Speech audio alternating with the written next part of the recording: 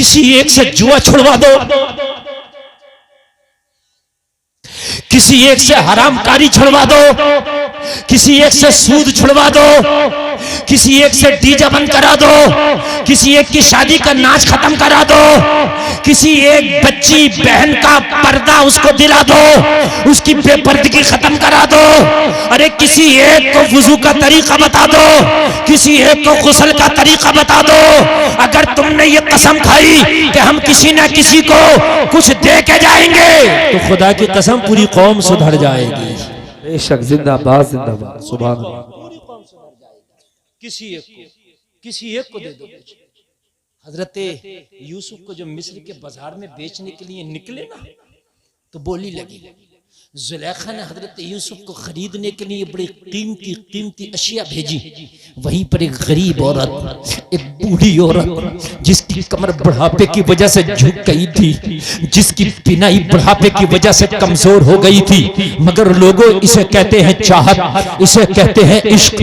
जब मिस्र के बाजार में बड़े बड़े अमीर निकले, मिस्र के बाजार में बड़े बड़े अमीरजादे हजरत यूसुफ को खरीदने के लिए निकले। जलसे में आने वाले यह है ज़मीर, यह है जिंदगी, यह है ईमान। वो बूढ़ी औरत कारोबार था रुई काटना, कारोबार था सूत काटना। उसने मालूम है क्या किया? अपने सूत के गिट्टे लिए, अपने सूत के गिट्टे लेके मिस्र के बाजार चल दी। झुकी हुई कमर है, लोगों लड़खड़ाते हुए कदम है, उसकी बिनाई उसकी जा चुकी है, बहुत कमजोर बिनाई के साथ जा रही है रास्ते को टटोलती टटोलती। किसी ने कहा बूढ़ी माई तेरा काम घर के अंदर आराम करना है। कहने लगी हाँ हाँ, मैं चलने के काबिल तो नहीं मगर आज घर से निकली हो, मैं रास्ता नापने के काबिल तो नहीं मगर आज नाप रही हो। कहा निकली क्यों है? कहा मैंने सुना है मिस्र के बाजार में यूसुफ को बेचा जा रहा है, खरीदने निकली हूँ। कहा तेरे पास क्या है जो यूसुफ को खरीदेगी? कहने लगी रुई के गिट्टे हैं। कहा इससे कैसे खरीदेगी? बड़े बड़े सोना चांदी लेके लोग यूसुफ को खरीदने आए हैं। कहने लगी मुझे पता है मेरा रुई का गिट्टा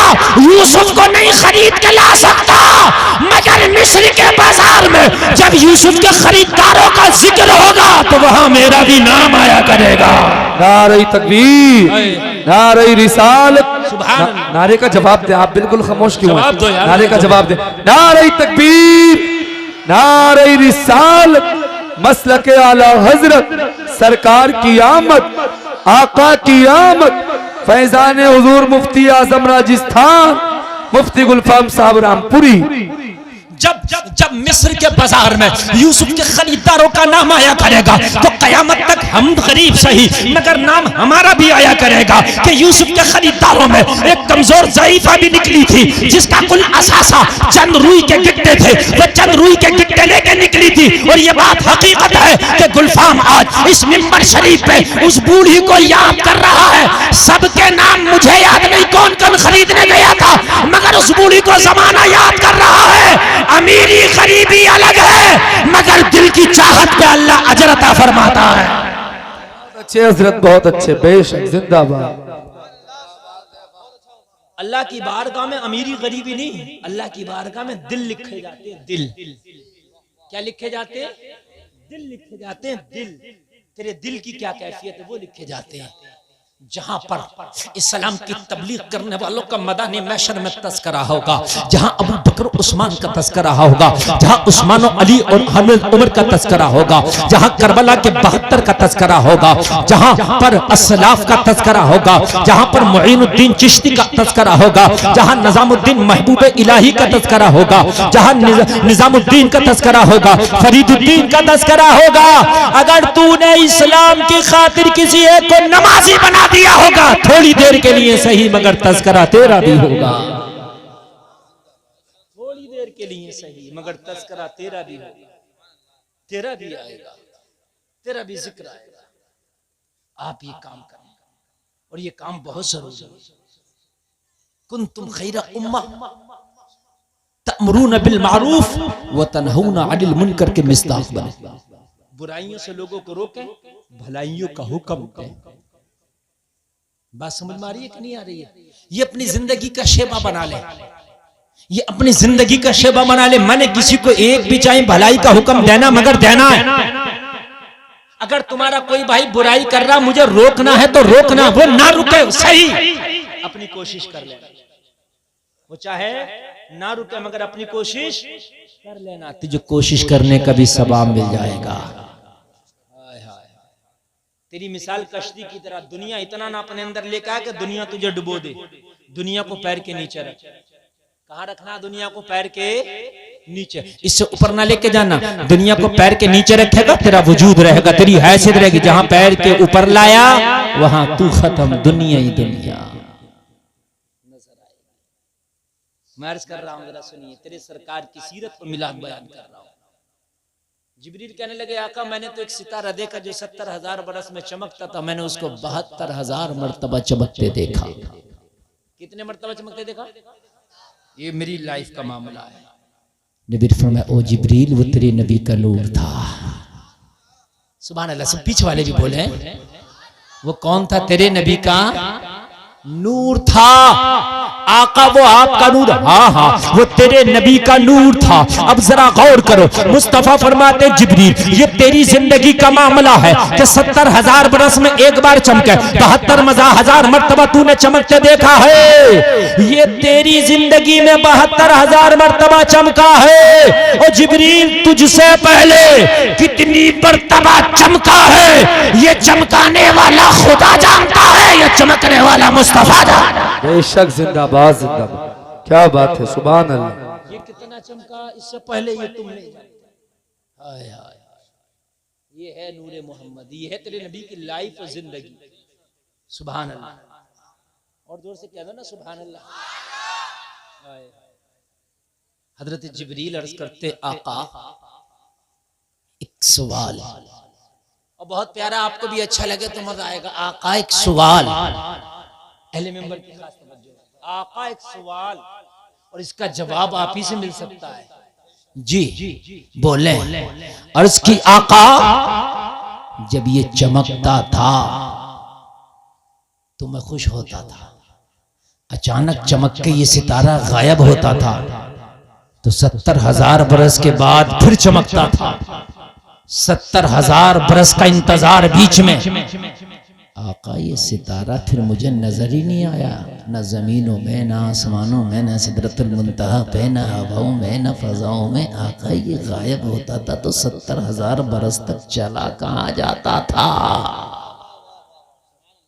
बस समझ मारिए कि नहीं आ रही है? ये 70,000 बरस तक चला, जोर से बोलिए, चला कहाँ जाता था? नबी की मिलाद पढ़ रहा हूं मैं आज बड़ी बड़े अछूते अंदाज में, जरा सुनिएगा। चला कहाँ जाता था? अब मुस्तफा का जवाब सुनेंगे तो तड़प जाएगा। नबी ने फरमाया, जिब्रील जब नजर आता था तो मेरा नूर सजदे से सर उठाता था, और जब गायब होता था तो मेरा नूर सजदे में चला जाता था। जिंदाबाद जिंदाबाद, क्या बात है, वाह। मेरा नूर सजदे में चला जाता था, और 70,000 बरस का मेरे नूर ने एक एक सजदा किया है, और 72,000 सजदे तो तेरी जिंदगी में किए हैं। पहले कब कितने किए ये मैं जानू, मेरा खुदा जाने। जोर से बोलो यार। अब पूरे जलसे में आने वालों बताओ, तुम्हारे नबी से बढ़कर कोई इबादत में हो सकता है? नहीं हो सकता ना। एक एक सजदा कितने कितने वक्त का है? 70,000। और कितने सजदे हैं वो तुम भी नहीं जानते, हम भी नहीं जानते। एक पॉइंट की बात, कारी साहब, आप लोग भी इतने पढ़े लिखे हैं कि मेरी बात समझेंगे। एक पॉइंट की बात, एक बदअकीदा जमात है, आप उसको खूब जानते हो, तो बदनाम जमाना नाम ना भी लो तब भी आप समझ गए, ठीक? उस जमात ने कहा है कि उम्मती नबी से इबादत में आगे बढ़ सकता है। ये कहा, लिखा है, कैसे बढ़ सकता? तो जवाब दिया कि उम्र नबी की हुई 63 साल, तो नबी ने इबादत की 63 साल तक। किसी उम्मती की उम्र हो जाए 90 साल तो उम्मती करेगा इबादत 90 साल तक, तो 63 से 90 ज्यादा ना हो गया इबादत में? ये उन्होंने अपना कैलकुलेशन लगाया, मगर इन्हें ये पता नहीं था कि वो 70,000 साल के सजदे कहां डालोगे। और एक बात और सुन ले मियां, वो 70,000 साल के सजदे छोड़ भी दे तब भी मुस्तफा का एक सजदा पूरी दुनिया की कयामत तक के सजदों से बढ़कर है। एक सजदा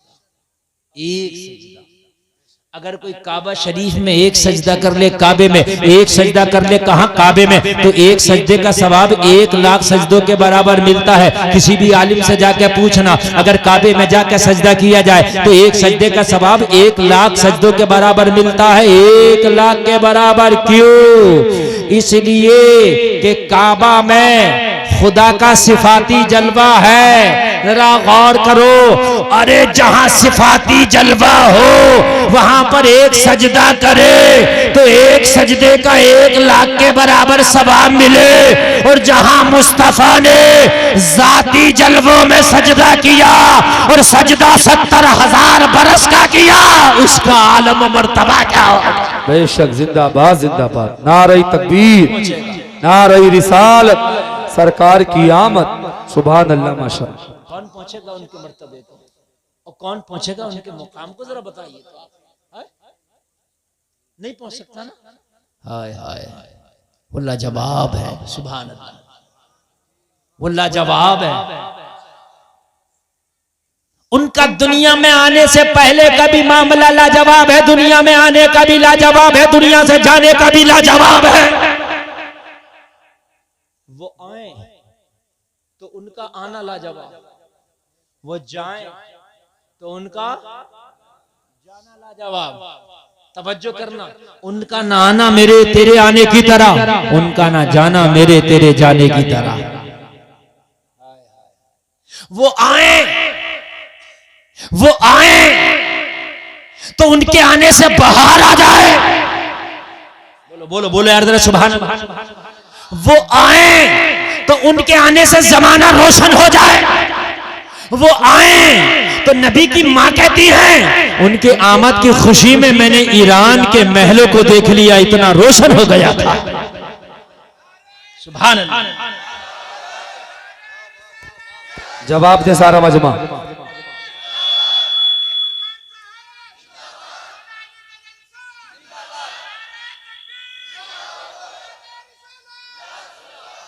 सुभान अल्लाह। अल्लाह इस नौजवान को सलामत रखे, है ना। तुम आओ, तवज्जो करना, तवज्जो करना, तुम आओ तो तुम्हारे आने की खुशखबरी डॉक्टरनी नर्स दे। है अल्ट्रासाउंड होता है तो क्या कहती है? माशाअल्लाह आप माँ बनने वाली हैं और आप बाप बनने वाले हैं, आप दादा, आप दादी, आप नाना, आप नानी, यही तो कहते। अरे यही कहते हैं कि नहीं? हाय 3 महीने के बाद अल्ट्रासाउंड हो तो पता चले तू आने वाला है, तू आने वाला है। और जब नबी आए तो कुरान कह रहा है इनकी खुशखबरी मालूम है कौन दे रहा है? इनकी खुशखबरी देने के लिए एक नबी को अल्लाह ने स्पेशल भेजा, और उस नबी का नाम है ईसा। सुभान अल्लाह। क्या नाम है उस नबी का? ईसा। ईसा जाओ मेरे नबी के जाने की खुशखबरी तो दे दो। 28वें पारे में हजरत ईसा का वो बयान आज भी दर्ज है, आज भी दर्ज है। हजरत ईसा ने कहा व मुबश्शिरम बिरसूली याती मिन बाद इस्मुहु अहमद, मैं खुशखबरी देने आया हूँ एक ऐसे रसूल की जो मेरे बाद आएगा, नाम अहमद है। सुभान अल्लाह, सुभान अल्लाह, बहुत अच्छा बयान माशाअल्लाह। यार जोर से बोलो। नाम क्या है कि ये आलम पसंद आया। ये उनकी मेहरबानी है, किनकी? आमिना के लाल की। ये उनकी मेहरबानी है कि ये आलम पसंद आया। वो चाहते तो किसी भी आलम को चुन लेते, पसंद कर लेते, अल्लाह उसी आलम में आपको भेज देता। लेकिन अगर किसी और आलम को आप चुन लेते, पसंद कर लेते, डिडोली गांव है ये, सोनाली, सोनाली वालों तुम बताओ, अगर वो किसी आलम को चुन लेते अल्लाह उस आलम में उन्हें भेज देता, सोनाली वालों तुम बताओ तुम्हें कैसे पता चलता कि खाना कैसे खाया जाएगा। ये नबी की सीरत के गोशों ने बताया कि खाना खाने का तरीका क्या है, तुम्हें कैसे पता चलता है? अगर वो किसी और आलम को चुन लेते तो डिडोली वालों, तुम्हें सोनाली वालों, तुम्हें कैसे पता चलता कि शादी कैसे की जाएगी? बताइए, नबी ने करके बताया। ये शादी नबी के सीरत का एक हिस्सा है, नबी की जिंदगी का एक हिस्सा है। वो अलग बात है हमने अपनी शादियां नबी के तरीके से हटा दी, वो हमारी बेवफाई है, हमारी बदआमालियों का नतीजा है। इसलिए शादियां बहुत जल्दी टूट भी रही हैं और शादियां बहुत ज्यादा सक्सेस नहीं हो रही, इसलिए कि नबी के सीरत को हटा के जो काम करोगे वो काम कामयाब नहीं होगा। बेशक वो काम कामयाब नहीं होगा। नबी की सीरत को हटा के आप कोई भी काम कर लें, उस काम में आपको मुकम्मल तरीके से कामयाबी मिल ही नहीं सकती। नबी की सीरत को सामने रखकर फिर आप काम कीजिए, इंशाअल्लाह जिस काम में हाथ डालेंगे उसी काम में बरकत हो जाएगी। जिस भी काम में हाथ डालेंगे उसी काम में क्या होगा? बरकत होगी। और बरकत जब होएगी तो मैं समझता हूं फिर परेशानियां दूर हो जाएगी। बेशक हर आदमी कहता है मुझे कामयाबी का नुस्खा दे दो, डॉक्टर के पास जाके कामयाब नुस्खा दे दो, मौलवी के पास जाके कामयाबी का नुस्खा दे दो, मियाँ के पास जाके कामयाबी का नुस्खा दे दो, मज़ार पे जाते हो कामयाबी का नुस्खा मिल जाए, अल्लाह वालों के पास जाते हो कामयाबी का नुस्खा मिल जाए, उलमा की बारगाह में जाते हो कामयाबी का नुस्खा मिल जाए। सबसे बड़ा कामयाबी का नुस्खा मुस्तफ़ा की सीरत है। नबी की सीरत के मुताबिक काम करो, इंशाअल्लाह इससे बड़ा कामयाबी का नुस्खा ही नहीं। थोड़ा आवाज बढ़ा दो एक बार, और ऑपरेटर साहब थोड़ा सा बढ़ा दो, बहुत अच्छा आपका साउंड बोल रहा, थोड़ा इनका कॉलम का आवाज बढ़ाइए वापसी का। हाँ समझ रहे हैं आप? कॉलम का बढ़ाइए। हेलो हेलो हेलो, इको नहीं, बस आवाज बढ़ना चाहिए। कामयाबी का नुस्खा मुस्तफा की सीरत क्या है? अब मैं थोड़ा सा इन गोशे पे बोलूंगा तो आप जो है इंशाल्लाह सुनेंगे और आपको उस पर लगेगा कि दिल कहेगा नहीं, मुस्तफ़ा की सीरत के मुताबिक जिंदगी गुजारना चाहिए। लगेगा इंशाअल्लाह, लगेगा मुस्तफ़ा की सीरत। मुस्तफ़ा की सीरत का एक हिस्सा है। देखिए नबी की 63 साल जिंदगी है। जाहिरी जिंदगी कितनी है? जोर से बोले। ये जाहिरी जिंदगी है, दुनियावी जिंदगी 63 साल, 60 और 3। सही जिंदगी तो नबी की इतनी है कि वो न तुम्हें पता है न मुझे पता है। तुम कहोगे कितनी है, तो इतनी है कि जब साल भी नहीं हुआ करते थे जब भी नबी थे, जब महीने नहीं थे तब भी नबी थे, जब हिजरी और ईसवी नहीं थी तब भी नबी थे, जब टाइम घंटा सेकंड मिनट घड़ी चांद सूरज शजर हजर बरगो समर जिन्नो बशर हूरो मलक लोहो कलम यहाँ वहाँ ऊपर नीचे तहत फौक इधर उधर जन्नत दोज़ख जुमा आशूरा कुछ ना था तब भी मुस्तफा थे, तब भी मुस्तफा थे। तो अब गिनने में तो आ ही नहीं सकता, इसलिए कि गिनने वाली कोई चीज ही ना थी, तब भी मुस्तफा थे। वो तब थे जब जिब्रील एक सितारे को देखा करते थे। सुभान अल्लाह। आका ने पूछ लिया जिब्रील उम्र कितनी होगी तेरी? अर्ज की आका महीने साल के बताऊं? एक सितारा रोशन होता था, नजर आता था, 70,000 बरस में एक बार चमकता था, मैंने 72,000 मर्तबा चमकते देखा है।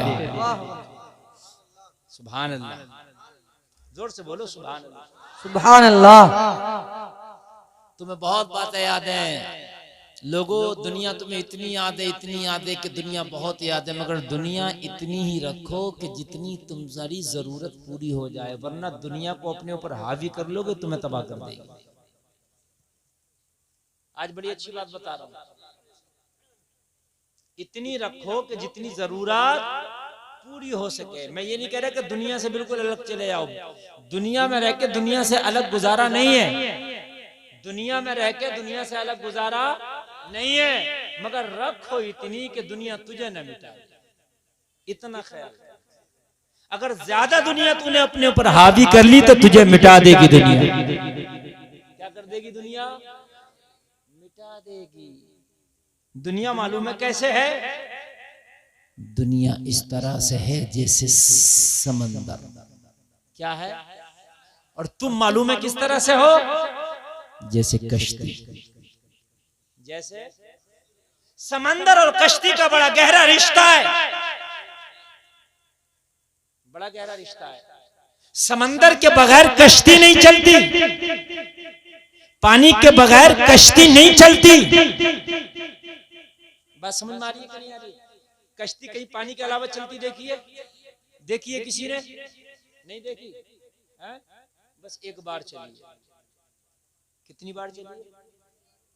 एक बार चली। औरतों में से कुछ आवाज़ें आ रही हैं, आप खामोश रहें इसलिए कि मेरी तकरीर शुरू हो गई, कोई बात ना करें। आप हजरात को मैं वो तारीख पेश कर रहा हूँ, वो चीजें बता रहा हूँ कि शायद आपने ना सुनी हो, अगर ये सुन लोगे तो इंशाअल्लाह जिंदगी गुजारने के काम आएंगे। एक बार चली है खुशकी पर, और वो बड़ी वो बड़ा बहादुर किसी माँ का बेटा था कि जिसने कश्ती को खुशकी के रास्तों पर चला दिया। उसका नाम था मोहम्मद खान सानी फातह कुस्तुनतुनिया। वाह वाह, सुभान अल्लाह। ईसाइयों का एक बहुत बड़ा किला था जिसको कुस्तुनतुनिया कहते हैं, वो एक बहुत बड़ा शहर था, और उसको चारों तरफ से जो है बहुत सही तरीके से उसकी हिफाजत की हुई थी। उसको कोई भी फतह नहीं कर पाता था। ईसाई वहीं से मंसूबे बनाते थे और अहले इस्लाम को मिटाने की कोशिश करते थे। मालूम है, उस्मानियों में एक सुल्तान था जिसका नाम था मोहम्मद खान सानी। ये इसने कसम खाई थी कि मैं कुस्तुनतुनिया को फतह करके रहूंगा। कुस्तुनतुनिया के चारों तरफ से पानी था। कितनी? 3 तरफ से पानी था। एक तरफ से खुश्की का रास्ता था, तो उसने कुस्तुनतुनिया ने तीनों तरफ से पानी के रास्तों पर बहुत पहरा बिठा रखा था। अगर कोई अपनी फौजों को जहाजों में लेके आता तो कुस्तुनतुनिया की फसीलों से बड़े बड़े पत्थर और ऐसी तोपें इजाद की हुई थी कि उनके समंदरों को, उनके जहाजों को समंदर में नष्ट कर दिया जाता और कोई भी फौज उसकी फसीलों तक नहीं पहुंच पाती। मोहम्मद खान सानी ने अपनी कश्तियों को समंदर के जरिए नहीं लाया, वो खुश्की के रास्ते से ले आया। सुभान अल्लाह, सुभान अल्लाह। किधर से ले आया वो? खुश्की के रास्ते से। इसलिए कि इधर उनकी तवज्जो नहीं थी कि कश्ती इधर से आ सकती है। जाहिर सी बात है, कश्ती खुश्की के रास्ते से नहीं आ सकती, उधर तवज्जो ही नहीं थी। इसलिए उसने खुश्की के रास्ते पे कश्तियां चला दी। समझ रहे हैं आप? क्या चला दी? कश्तियां चला दी। और वो कौन था? वो एक नबी का आशिक था, एक बहुत बहादुर तुर्क था। क्या नाम था? मोहम्मद खान सानी। समझ में आ रही है? बात नहीं आ रही है? उसने जब सिंहासन संभाला तो एक ही कसम खाई थी, मैं कुस्तुनतुनिया को फतह करूंगा, उसके लिए अपना आखिरी खून का कतरा बहा दूंगा। ये तुर्कों की तारीख रही है, इस्लाम की खिदमत की है ना? आज भी तुर्कों की तारीख है। आज पहली तुर्कों की तारीख ये थी कि उन्होंने इस्लाम की खिदमत सबसे बढ़ के की। पहले तुर्कों की तारीख ये थी, उन्होंने कम से कम तकरीबन पूरी दुनिया में हुकूमत की। पहले तुर्कों की तारीख ये थी कि उन्होंने कहीं मस्जिदों का निर्माण कराया, कहीं उन्होंने हाफिज कुरान के जरिए हरम काबा और हरम मदीना की तामीर कराई। शर्म आना चाहिए। आज के तुर्कों की तारीख है, इसने शादी 50 लाख की है तो मैं 60 लाख की करूंगा। शर्म आनी चाहिए। ये अपने आप को तुर्क कहते हैं, शर्म आना चाहिए। ये तुर्कों की तारीख है जो मैं पढ़ के बता रहा हूं। हरम शरीफ मदीने का बनाया तो उन्होंने पहले अपने बच्चों को हाफिज कुरान बनाया, फिर राज मिस्त्री बनाया। उनके बच्चे जब मदीने का हरम बनाते थे तो एक पत्थर पे पहले कुरान का पारा पढ़ते थे, फिर मदीने के हरम में लगाते थे। ये थी तारीख, ये थी तारीख। लेकिन आज क्या तारीख है? आज हमारी ये तारीख है कि अगर ये बुलेरो निकाल के लाया तो मैं थार निकाल के लाऊंगा, ये थार निकाल के लाया है मैं स्कॉर्पियो निकाल के लाऊंगा, इसने 2 मंजिला मकान बनाया है मैं 4 मंजिला मकान बनाऊंगा, इसने प्लाट खरीदा है मैं शहर में खरीदूंगा। आज तुम्हारी होड़ लगी है, तुम दुनिया में इसलिए नहीं आए थे। अपने असलाफ की तारीख उठा करके देखो, वो लोगों कान खोल करके सुनो। तुमने दुनिया के हर कोने में इस्लाम की खिदमत की है, दुनिया के हर खत्ते में इस्लाम की खिदमत की है। ओ लोगों, अगर तुम उन्हीं असलाफ का खून हो तो अपना सरमाया सारी दुनियादारी के लिए ना रखो, कुछ इस्लाम की खिदमत के लिए भी वक्फ कर दो। ये तुर्कों की निशानी है, अपने सरमाए को इस्लाम के लिए जो कुर्बान कर दे वही असल तुर्क है। सुभान अल्लाह, सुभान अल्लाह, माशाअल्लाह, बहुत खूब। तुम्हारी तारीख पेश कर रहा हूँ, तुम्हारी तारीख पेश कर रहा हूँ। नारे रिसालत मसलक के आला हजरत उलमाए अहले सुन्नत, नारे तकबीर। ये तुम्हारी निशानी है। मुझे बड़े अफसोस के साथ कहना पड़ रही है, ये बड़ी जुझारू कौम और बड़ी दीन की खिदमत करने वाली कौम आज इसने दुनिया की वो रविश पकड़ ली है कि अपने आप को ये भूल चुकी है। इस कौम ने दुनिया को इतना अपने अंदर बसा लिया है कि दुनिया ने इस कौम को मिटा कर रख दिया है। और मेरे भाई, ये तुम्हें मालूम है, तुर्कों की माएं जब अपने बच्चों को दूध पिलाती थी तो दूध पिला के कहती थी, इस दूध का अगर हक अदा करना है तो अपने जिस्म के खून का आखिरी कतरा इस्लाम की आबियादी के लिए बहाना पड़ेगा। बेशक बेशक, जिंदाबाद। ये तारीख रही है। मैं बहुत लंबी तारीख कोई पेश नहीं कर रहा, सीरत रसूल का जलसा है, लेकिन ये तारीख रही है। लेकिन आज कौम दुनियादारी में इतनी इतनी मस्त है, आज ये कौम दुनियादारी में इतनी बह गई मेरे भाइयों, खुदा की कसम इतनी बह गई। आज हबिश इसकी पूरी नहीं हो रही है, आज सिर्फ दुनिया दुनिया गा रही है। ओ लोगों सुनो, दुनिया समंदर है, तुम एक कश्ती हो। दुनिया समंदर है, तुम क्या हुए? जैसे कश्ती का समंदर से दोस्ताना है, कश्ती का समंदर से दोस्ताना है कि नहीं है? लेकिन दोस्ताना इतना है, कश्ती कहती हो समंदर हमारे दोस्त जरूर हो मगर अंदर नहीं आने देंगे, तुम्हें रखेंगे जूती के नीचे, इसलिए कि अगर हमने तुम्हें अंदर आने दिया तो तुम हमें डुबो दोगे। अगर कश्ती समंदर के पानी को अंदर आने दे तो रखेगा कश्ती को कि डुबो देगा? डुबो देगा ना।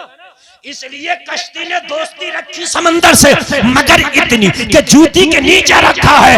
जब तक कश्ती ने समंदर को जूती के नीचे रखा, कश्ती का विकार बाकी रहा, कश्ती का वजूद बाकी रहा। जिस दिन कश्ती ने समंदर को अंदर आने दिया उस दिन समंदर रहेगा, कश्ती गर्क हो जाएगी। बेशक बेशक, जिंदाबाद। ऐसे ही दुनिया को जिस दिन जब तक जूती के नीचे रखोगे तुम्हारा विकार रहेगा, और जब अंदर आने दोगे दुनिया को तो फिर दुनिया ही नजर आएगी, तुम्हारा विकार खत्म हो जाएगा। समझ में बात आ रही है कि नहीं आ रही? तुम्हारा विकार खत्म हो जाएगा। नौजवानों, आज के जलसे में तुम्हारी तादाद नौजवानों की ज्यादा है। यार अपनी जिंदगी का एक मकसद बनाओ कि मैंने अपनी जिंदगी में कुछ करना है। करना क्या है? मैंने अपनी जिंदगी में, मैं ये नहीं कह रहा कि बहुत बड़े मकान बना के जाओ, मकान तो यार बनते रहेंगे, मकान उछड़ते रहेंगे, असल मकान तो कब्र है। दुनिया में आए हो तो इस्लाम के खातिर कुछ करके जाओ, कुछ करके जाओ। अपनी जिंदगी में कुछ ना करो तो एक नमाजी बना। मैं ये नहीं कह रहा किसी किले को फतह कर लो, बेशक बेशक, इतना तो कर सकते हो ना, कम से कम एक नमाजी बना। भाई दूर से भी आवाज ये खींचे ऑपरेटर साहब, आज मैक में वो मजा नहीं आ रहा जो आपने मनोटा पुल में लगाया था। ये दूर से भी आवाज खींचता रहे आप मेरी, इसको इस तरीके से कीजिए। हाँ, ये दूर से भी आवाज मेरी खींचता रहे। सत्तार भाई तुम्हारा मैक बहुत अच्छा है, इसको इस चीज का ख्याल करें, तवज्जो के। आप मेरे जुमले पे एक नमाजी बना जाओ, है? मर जाओ। कोई ऐसा नहीं जो नहीं मरेगा, सब मरेंगे। मरने के बाद अल्लाह सबसे पूछेगा, बता तू जिंदगी का इस्तेमाल कैसे करके आया? नहीं पूछेगा, पूछेगा। जिंदगी अल्लाह की अमानत है। अल्लाह पूछे कि बता बता तू जिंदगी का इस्तेमाल कैसे करके आया, तो कम से कम इतना कह सके मौला मैं अपनी जिंदगी में एक बंदे को तेरे नमाजी बना के आया हूं। कम से कम इतना तो करके आया हूं, मैं तेरे एक बंदे को नमाज